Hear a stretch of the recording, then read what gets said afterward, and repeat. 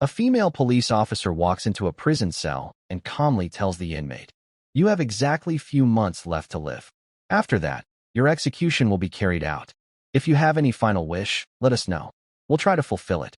But the prisoner doesn't cry. He doesn't beg. He just smiles and says, "My last wish. Until the day I die, I want to spend every night with a woman." The officer is stunned, shocked. She says, "That's not possible. We can't just bring a random woman in here to fulfill such a wish." But the prisoner looks her in the eye and says something bold. "Then why don't you do it?" The officer clenches her jaw. She's furious but composed. "I'm a police officer," she says. "Not here to entertain a convict's fantasies." But he doesn't back down. That wish never changes. So the question is, did the officer eventually grant that final wish? Before we dive deeper, let us know in the comments where you're watching from. We'd love to hear from you, and don't forget to hit that subscribe button so you never miss any of our upcoming videos. It all started by the cold grayness of the detention cell bin, broken only by the flickering light above Kelvin's head. He sat motionless on the Nardo cot, his back resting against the damp wall, staring into nothingness. The cell was quiet, save for distant hum of ceiling fans and the occasional clang of a guard's baton. Despite being only 22, there was a strange maturity in Kelvin's eyes, one born from pain, regret, and something else. Acceptance in the police precinct above. Detective Maya walked briskly down the corridor, holding a thin file in her hand, tall, confident, and clad in her standard issue blues. Maya had joined the force less than a year ago, but already commanded the respect of her seniors. She was known for her fierce sense of justice, unwavering discipline, and unmatched bravery. The daughter of immigrants, she had grown up in a tough neighborhood and had worked her way through the system with grit and determination. In her mind, crime, snorts, was never to be tolerated, no matter who committed it. This case, however, felt different. She stopped in front of the holding cell and glanced at the name on the file. Kelvin Kane, accused of murdering his own mother. The charge had shocked the community, and the speed of the trial left little room for doubt. The court had sentenced him to death. Maya opened the cell door and stepped inside. Her boots made a soft thud against the concrete floor. Kelvin slowly turned his head, meeting her gaze. His face was calm, almost a calm. "Kelvin," she said, her voice firm, but not unkind. "You've been given 2 more months before your sentence is carried out. As per state protocol, death row inmates are allowed to make one last request. If there's anything you want before the time comes, tell me now. We'll see if it's possible." There was a pause. Then, to her surprise, Kelvin smiled. It wasn't mocking, nor was it filled with sorrow. It was serene. "My final wish," he asked softly, as Maya replied, already bracing herself for something painful or emotional. Kelvin looked her dead in the eye and said, "I want to spend each night until my execution with a virgin woman." The words hung in the air like a slap. Maya blinked, stunned. Did he just say that? She straightened up.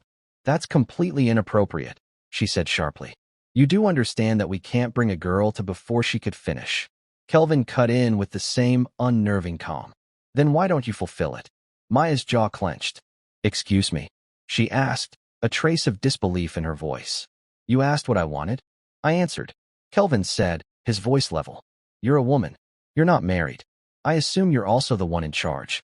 If it's truly about fulfilling my last wish, then what's stopping you?" Maya's face flushed, thought not with embarrassment, with anger. She opened her mouth to lash out, but stopped herself. This was a convict, a soon-to-be executed murderer. Losing composure in front of him wasn't an option. She drew in a slow breath. "I'm a police officer," she said coldly, "not someone who entertains the fantasies of criminals." "I see," Kelvin said with a small nod. "Then I'll wait. Maybe the system will have a change of heart." Maya glared at him. "Think of something else, something reasonable." But Kelvin simply leaned back against the wall, the same faint smile on his lips. "I already have." Maya turned and walked out, her mind spinning. She dealt with thieves, traffickers, violent criminals. But something about this man, this request unsettled her in a way she couldn't entertain his nonsense again. Yet that night, as she reviewed his file again in the quiet of her office, she found herself staring at his photo for just a little longer than usual. The next few days passed slowly, each hour dragging heavier than the last. Maya tried to keep her mind occupied with routine tasks, paperwork, patrols, and other cases. But something kept pulling her back to that one strange conversation with Kelvin. His calmness, his disturbing wish, and most of all, the way he had looked at her, not with lust, not even with defiance, but with something deeper, a challenge almost philosophical. She had dealt with criminals who begged, cried, screamed, or threatened, but never one who smiled, and made a wish that walked the line between absurd and impossible. Late one afternoon, a woman burst into the police precinct, crying. Maya was at her desk going through theft reports when she heard the commotion. The woman was in her 40s, clutching her torn handbag, eyes red from panic. "Officer, someone broke into my house. Everything is gone. My jewelry, my savings, even my late husband's watch."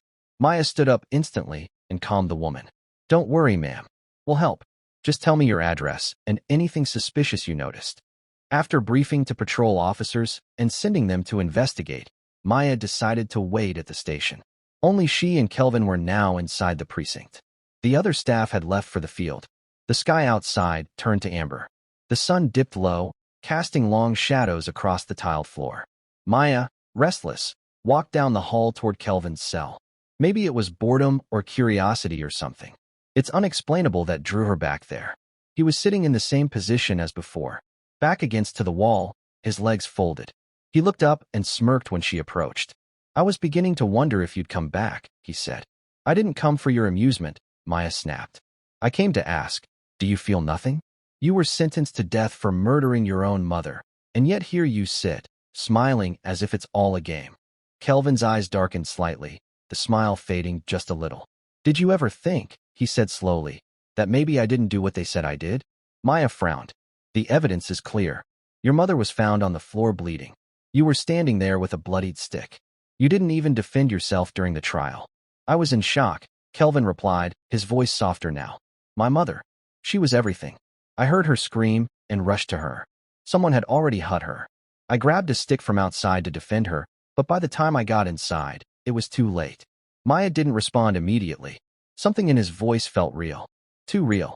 But she had learned long ago not to be swayed by emotion. "Then why didn't you speak up in court during questioning?" "I froze," he said. "I thought it was over. And maybe I didn't care if it was." Silence fell between them for a moment. Maya wasn't an officer, and Kelvin wasn't a convict. They were just two people in a room, both trapped in their own ways. Her phone buzzed, a message from the patrol unit. The robbery at the woman's home had been staged. Her own son had stolen the money from the dresser and spent it on gambling. The case was closed. No arrest necessary. Maya slid the phone back into her pocket and looked at Kelvin. "The world's full of lies, isn't it?" she muttered. Kelvin smiled faintly. "Now you're starting to understand." Later that evening, an official letter arrived at Maya's desk. It was from the state warden's office. It stated that if Kelvin has a final wish, and if that wish could be fulfilled within the legal and moral framework, the department should do its best to accommodate it. She stared at the paper, her heartbeat quickening.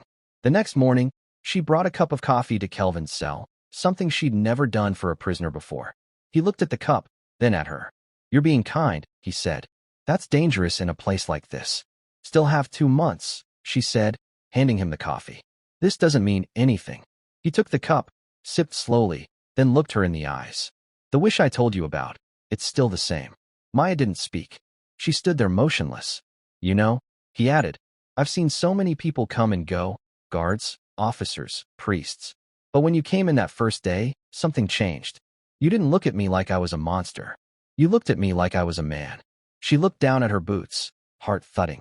"That doesn't mean I agree with you." "No," Kelvin said, standing up slowly. "But you didn't walk away either." Maya turned and walked out quickly, her footsteps echoing louder than before. She couldn't understand what was happening. This wasn't right that she was a police officer. She wasn't supposed to feel anything for a death row convict. She wasn't supposed to return his gaze. But that night alone in her apartment, she kept seeing his face. That strange calmness, that broken honesty, and somewhere deep inside, something she didn't want to name was beginning to stir.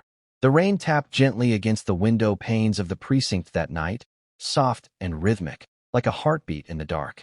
A storm was forming over the city, one that mirrored the one building inside Maya.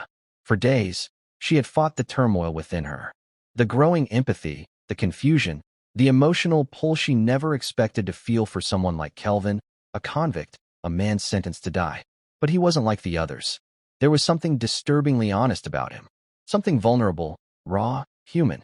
And that dangerous humanity was beginning to crack Maya's armor. The armor she'd spent years building as a woman in law enforcement. A woman in a world that demanded she be unshakable. That evening, she stood in front of the mirror in the locker room, out of uniform for the first time in days. Her long dark hair fell freely across her shoulders. She wore a simple dress, elegant, classic, and modest, but it felt unfamiliar. The police badge wasn't clipped to her belt. The duty pistol was locked away. She wasn't Detective Maya tonight. She was just a woman. As the clock struck midnight, Maya quietly unlocked the hallway gate leading to the detention block. No one was there. The others were either asleep or out on night patrols. The station deserted, and the only sounds were of the storm rumbling in the distance and the soft click of her shoes on the tile. She reached Kelvin's cell. He was awake. When he saw her dressed in the soft, dark fabric, his eyes widened in disbelief. Not because of lust or desire, but something closer to awe. "You came," he whispered. Maya didn't respond. She simply unlocked the door and stepped inside. For a moment, they stood in silence, just looking at each other. There were no handcuffs, no rules, no uniforms, just two people standing in a moment that shouldn't have existed. "You asked for your final wish," she said softly, her voice barely above a whisper. "I'm here to give you that, but not as your warden. Only as Maya." Kelvin nodded, emotion flickering in his eyes. "I never expected you to actually come." "I didn't either," she admitted that night. Within the stone walls of a prison meant for the condemned, something happened that defied protocol logic and everything Maya believed about justice and duty. They gelled each other in silence, speaking through touch, through warmth, through the quiet desperation of two souls who had found something real in a place meant for endings. Afterward, they sat on the floor together, their backs against the wall, staring at the tiny barred window where moonlight was trying to cut through the clouds. "I've never seen anyone do something like this," Kelvin said quietly. "I meant what I said before. You don't look at me like I'm a monster." Maya looked at him, her expression unreadable. "Because I don't think you are," he turned to her. "Then why did no one else believe me?" "Maybe because no one else took the time to listen." And so she did. For the next 2 hours, Maya listened as Kelvin poured his truth into the silence. The story of that night, how he had returned home to find his mother screaming, a man fleeing out the back door and blood pooling around her frail body. How he had chased after the man, but returned too late. How he picked up the stick lying nearby, confused, panicked, and when the neighbors saw him, they saw only a boy with a weapon and a bleeding woman on the floor. He had tried to explain during the first interrogation, but the panic silenced him. The system moved too fast. No lawyer truly cared. His fate had been decided before his voice could reach the surface. Maya's throat tightened. For the first time in her career, she felt shame. Not because she had crossed a line, but because the line was drawn in the wrong place. The next morning, Maya went to her superior officer and demanded a reinvestigation. She filed a motion, argued in front of a judge, submitted her own report. Her colleagues whispered. Her seniors raised eyebrows, but she didn't stop. She had stared into the eyes of a man she knew was telling the truth. Weeks passed. An inquiry reopened. Witnesses were requested. Forensic reports were reanalyzed. And then a breakthrough. Fingerprints from the stick didn't match Kelvin's. It matched a known criminal who had disappeared the night of the murder. The case unraveled. The real killer was found, arrested, and confessed. Kelvin was declared innocent. The court vacated his sentence. He was free as the sun set on the day he walked out of the courthouse. A free man for the first time in a year, Maya waited outside in her plain clothes. No badge, no uniform, just a smile. He walked toward her slowly, still unsure if it was all real. "I don't even know what to say," he murmured. "Then don't," she said, stepping forward and taking his hand. "Just live." For months later, in a quiet ceremony attended only by close friends and colleagues, Maya and Kelvin were married. She was 3 years older than him. They didn't care. He was once condemned to die. She was once afraid to feel, and now they were both free from the past, from fear, from fate. Married life had brought a strange kind of peace for both Maya and Kelvin. Not the kind filled with grand romance or picture-perfect moments, but something deeper, a quiet companionship, an understanding that neither of them had known before. They had each survived something tragic and brutal. And now, in their modest two-bedroom apartment on the edge of the city, they were finally learning how to breathe again. Kelvin had started working part-time at a legal aid center where he helped other former convicts navigate life after prison. Maya, though still on the force, had requested a shift to internal affairs, away from arrests and street crime, away from the place that still echoed with her memories of Kelvin behind bars. On weekends, they cooked together.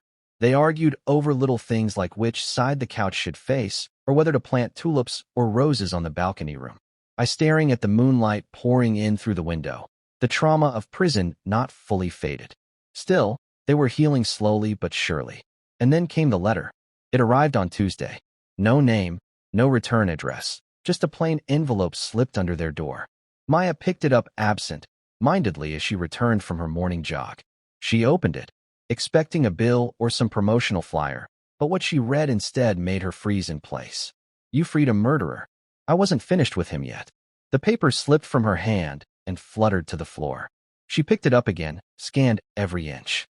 No fingerprints, no handwriting, just those typed words, centered in bold. Maya's mind went into immediate tactical mode. Had someone followed Kelvin? Was this a prank, a threat, or something worse? Could it be the man who truly killed Kelvin's mother? Someone they thought had already been caught? She debated whether to tell Kelvin when he walked in. Later that day, smiling with a bag of groceries in hand, she forced a smile back, but it didn't reach her eyes. That night, as they had dinner, Kelvin noticed her silence. "What's going on?" he asked gently. She hesitated for a moment, then slid the envelope across the table. He read it once, then again. His hand trembled slightly. "You think it's him?" "I don't know," she said, "but I'm not taking any chances." Over the next week, Maya quietly reopened files. She contacted the district forensic team. She requested sealed reports from the prison system. She even visited the man who had been arrested for Kelvin's mother's murder, a wiry hollow drifter named Morris Cross. He had confessed. Yes, but something about the way he shook now. It was as if he no longer remembered. "People tell me I did it," he mumbled, his eyes distant. "Maybe I did, maybe I didn't. Things get blurry when you're high for that long." A cold feeling settled in Maya's chest. What if the wrong man had been convicted again? What if Kelvin's release hadn't been the end of the story, but only the beginning of something far more twisted? That night, as the storm rolled in and the lights flickered in their apartment, Maya sat awake, staring at the letter again. The words seemed to whisper off the page. "I wasn't finished with him yet." She got up quietly and locked every window, every door. She checked Kelvin's breathing as he slept, calm, peaceful. But deep inside, Maya knew something was coming. And this time, she would have to protect not just truth, but love itself. If you can't wait to see the next part of this story, let me know in the comments. A strange bond between a cop and an inmate in a death row. A story of unveiling truth, emotions, and unexpected choices. If stories like this keep you thinking long after the end, subscribe for more real-life mysteries where one small moment changes everything.